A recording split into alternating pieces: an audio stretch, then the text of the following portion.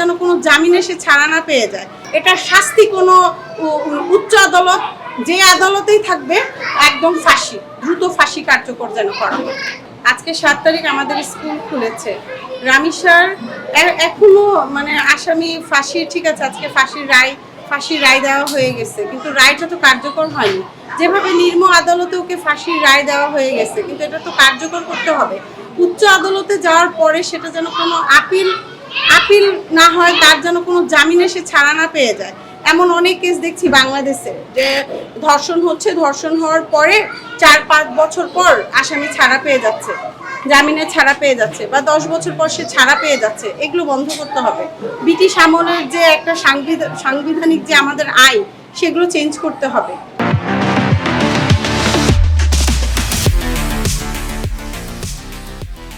আমরা এখন আধুনিক যুগে আছি, তাহলে কেন এই ব্রিটিশ আমলের আইনগুলো চলছে?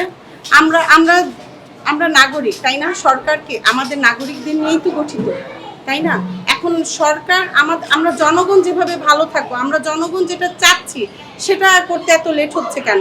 ঠিক আছে, আদালতের কিছু আইনের কিছু নিয়ম আছে, কিছু ধারা আছে, সব কিছু আমরা বুঝতেছি, আমরা এখন বুঝি, কিন্তু 165 ধারা যে জবানবন্দি দিয়েছে, 164 নাকি 65, সরি 64 ধারায় যে উনি জবানবন্দি দিয়েছেন, যে উনি সবকিছু স্বীকার করে ফেলছেন, তাহলে তো এত কিছুর দরকার নেই। যদি উনি স্বীকার না করতেন, উনি যদি নিজেকে নির্দোষ বলতেন, ঠিক আছে, তাহলে আইন একটু এই আপিল, উচ্চ আদালত, এগুলো দেখা যেত।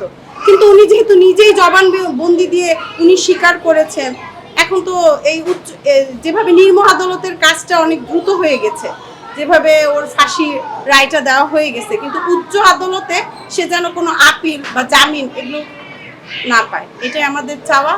আর আমাদের স্কুলের প্রত্যেকটা টিচারেরই মন খুবই খারাপ, কারণ দেখা যায় বাচ্চার হাজিরা খাতায় প্রথমেই তার নামটা, প্রথমেই কিন্তু রামিসার নামটা আসে, রোল নাম্বার 1 রামিসা। আমরা যে টিচার যিনি ওনার ক্লাস টিচার, এই কাজটা হচ্ছে ক্লাস টিচারের। প্রথম পেজে মানে নেক্সট যেটা হয় আর কি, জুন মাস 1 রোল রামিসার লেখা হয়, সে 1 রোল এখন তো খালি ফাঁকা, তাই না? আমাদের বাচ্চাই আসতেছে না। এখন সে যদি ফাঁসি পেয়ে যায়, মানে দ্রুত, তার ফাঁসিটা হবে দ্রুত, রামিসা রায়টা যেন আসিয়ার মতো না হয়ে যায়। এখনো সব আসামিরা কিন্তু নিঃশ্বাস নিচ্ছে, তারা কিন্তু বেঁচে আছে, আমাদের টাকায় তারা খাচ্ছে। মানে ভাবতে অবাক লাগছে না? আমাদের টাকায় ওরা খাচ্ছে, আমাদের টাকায় ওরা বেঁচে আছে, খাচ্ছে, আমরা ওদের খাওয়ায় বাঁচিয়ে রাখছি। কিন্তু দয়া করে আমাদের সরকারকে এই সাংবিধানিকটা চেঞ্জ করতেই হবে। আইনটা এমন একটা কঠিন আইন করা হবে, কার্যকর করা হবে। এটার শাস্তি কোনো উচ্চ আদালত, যে আদালতেই থাকবে, একদম ফাঁসি, দ্রুত ফাঁসি কার্যকর যেন করা হয়।